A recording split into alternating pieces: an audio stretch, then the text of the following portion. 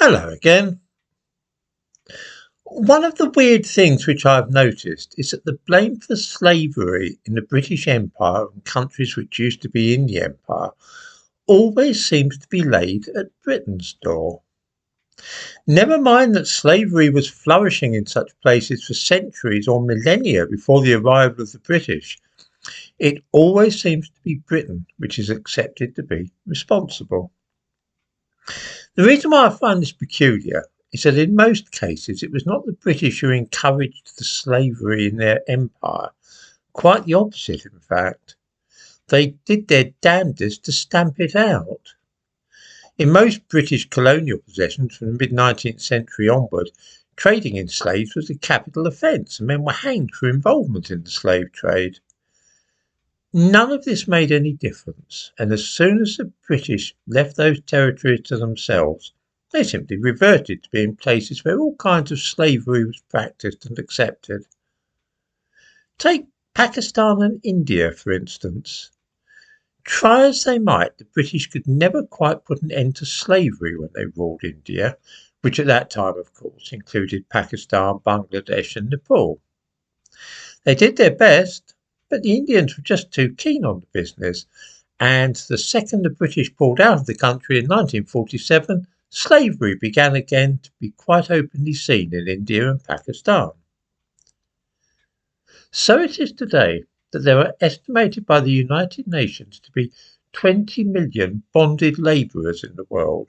These are people who have borrowed money and, as a result, are legally obliged to work for the person from whom it was borrowed for as long as required. This debt bondage is classified by the UN as modern slavery, and 85% of those 20 million modern slaves in that form of slavery are to be found in India, Pakistan, and Nepal. Nor is that the only type of slavery which has enjoyed a resurgence in the Indian subcontinent since the British pulled out 75 years ago. There's a whole range of modern slavery, especially in Pakistan. In the description to this video, I'll give a link to a report on slavery in Pakistan from 2019. It's all going on there. Human trafficking, child labour, buying and selling women, harvesting organs, forced marriage. It will perhaps be recalled that when the British were in India, they not only stamped out slavery, they came down very heavily on practices like that of sati, when a woman would allow herself to be burned alive with the body of her dead husband. They tried their best to do away with all sorts of unfortunate customs that involved slavery and death.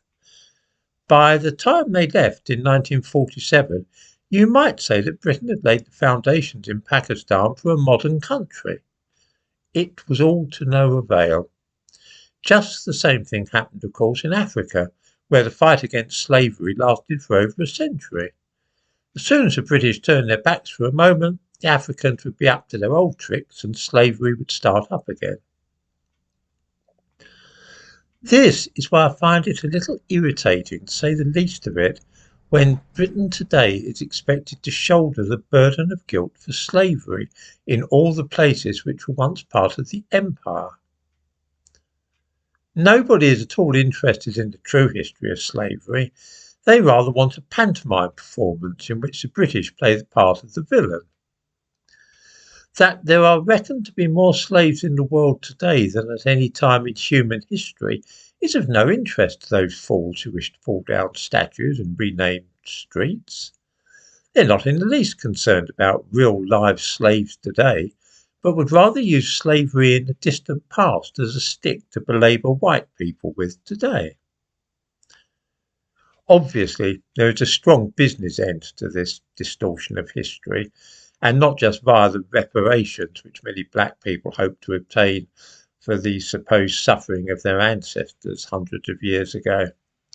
There are jobs to be had out of this obsession in charities and non-governmental bodies, television appearances, books which can be published on the back of the thing, places at university for both black students and black staff. It really is quite a profitable concern. Let's face it, there'd be no money to be made in fighting against modern slavery. How would it benefit anybody in this country if those estimated 17 million slaves in the Indian subcontinent were to become the focus of our anxieties? Better by far to forget about them and keep banging on about what happened in the 18th century.